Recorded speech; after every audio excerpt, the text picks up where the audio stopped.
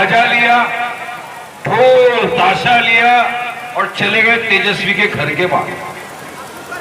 घर के बाहर जाकर निवेदन दिया कि हमको साथ में लो। वो स्लोगन था, तेजस्वी लालू अपने कानों को खोल, आजा एक साथ, वरना खुल जाएगा तेरा एमवाई समीकरण का पुल। ये अनुमान था, पूरा स्लोगन बहुत बड़ा है, मैं आपको बता रहा हूं इसका छोटे से के अंदर के क्या था। हमारी छोटी बात भी इन लोग को बराबर लगती है, फटाक करके दिमाग के अंदर जाती है। हमने रख दी अपनी बात। अख्तर साहब ने बड़े ईमानदारी के साथ कहा कि ठीक है, हमको मुख्यमंत्री नहीं बनना, हमको नेता मंत्री नहीं बनना,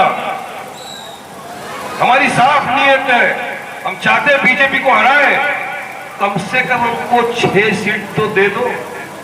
6 सीट, क्योंकि 6 एमएलए थे। मगर ये जो घमंड, गुरूर जो इनके सरों के ऊपर चढ़ा हुआ है, इनके कान में जू नहीं है, इनके मुंह में निप्पल आ गया, फेविकोल से जुबान चिपक गई इनकी, जवाब नहीं दिया हमको। याद रखो तेजस्वी, ये आवाम जो आपको सत्ता पे बिठाने की ताकत रखती है ना कुर्सी पे, तो वहां से लात मार के फेंकने की भी ताकत रखती है। आवाम की ताकत थी जिसने आपको कंधे पे बिठाकर कुर्सी पे बिठाया, इख्तियार की कुर्सी पे बिठाया। और आज अब जब बात हो रही है बीजेपी को, एनडीए को हराने की, तो तुम जवाब नहीं दे रहे। तुम चाहते नहीं कि मुसलमानों का नेता बने, असली बात यह है।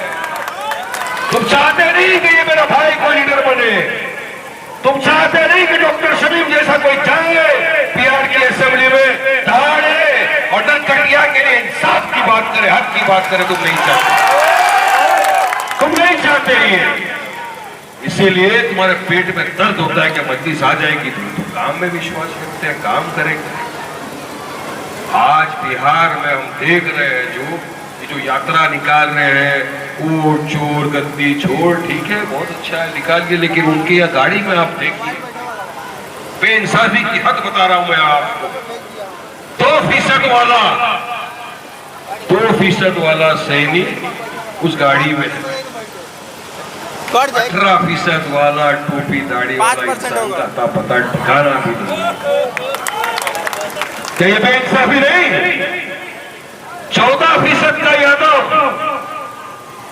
बिहार का मुख्यमंत्री बन सकता है, मगर 18% का मुसलमान मुख्यमंत्री तो दूर की बात है, उसको तो तुम टिकट भी नहीं देते हो बराबर नहीं। इनका नारा क्या था? ये महाविकास आघाड़ी का जो एक ग्रुप बन गया था, इसने एक नारा दिया था, जिसकी जितनी संख्या भारी उतनी उसकी हिस्सेदारी।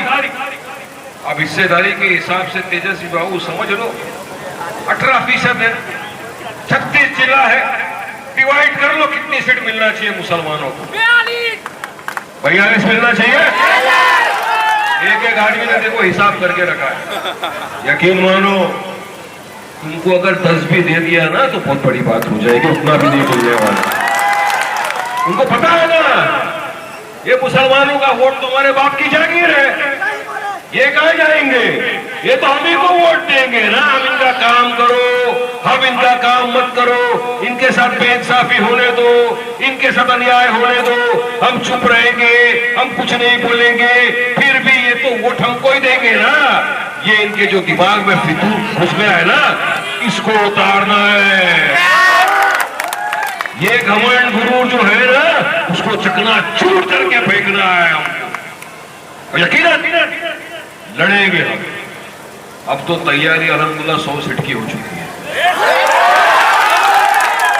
अब कितने लड़ते, कहां से लड़ते, ये सब पता चल जाएगा, क्योंकि पहले अख्तर साहब ने कहा था कि 4 का बदला 24, लेकिन हमने अब प्लान चेंज कर दिया, अब 4 का बदला 40 कर दिया। अब बिहार में दिखाना पड़ेगा, ऐसा नहीं होता। क्यों तुमको तकलीफ है मुसलमानों से? क्यों तुम नहीं चाहते कि मुसलमानों का, पिछड़े हुए वर्ग का भी कोई नेता हो?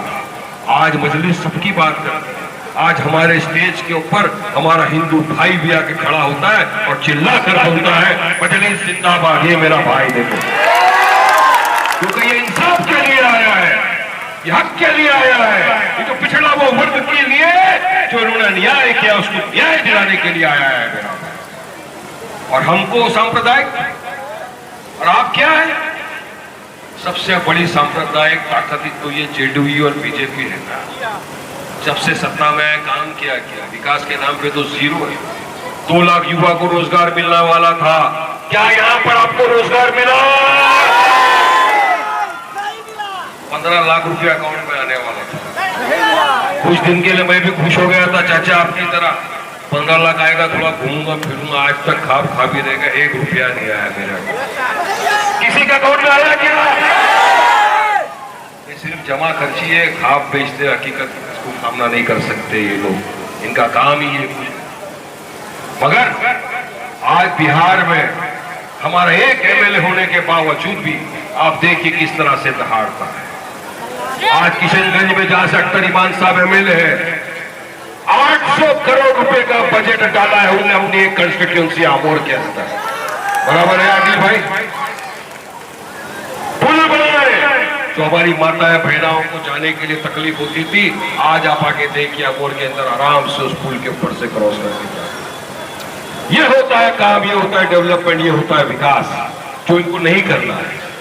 आपको पता होगा कुछ दिन पहले बिजली की वजह से बिजली कम आती है। मैं कल गया था बलरामपुर, वहां लोगों ने बताया वारिस भाई 16 घंटा से बिजली आती है।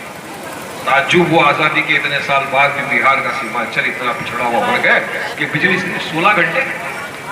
सबका साथ सबका विकास तो गया चूल्हे, उसकी तो कोई परवाह ही नहीं।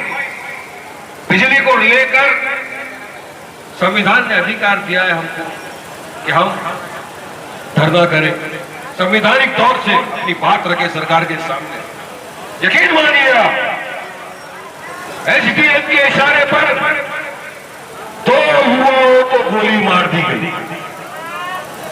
2 युवाओं को गोली मार दी गई। क्यों भाई? किसने आपको अधिकार दिया है किसी युवा को गोली मारने के लिए? उनकी जानें चले गई। वहां के लोकल एमएलए खामोश, लोकल एमपी खामोश, किसी में इतनी ताकत नहीं, गुर्दा नहीं कि जाए उसके घर पे जाके मिले, उसका पुरसा करे, उसकी मां को मिले, उसके बाप को मिले, उसके बच्चों को मिले। कोई नहीं, 5 रुपए देने की बात तो दूर रही। अगर कोई गया सस्पेंशन की मांग किया, उसके बीवी बच्चों के साथ उसके दुख में शरीक हुआ, उनको मुआवजा दिया, तो कोई और नहीं आपका हमारा भाई अब्दुल हसन मजलिस। ये नौजवान इसीलिए बोलते हैं ना, मजलिस के अंदर ऐसे ऐसे लोग जुड़े हुए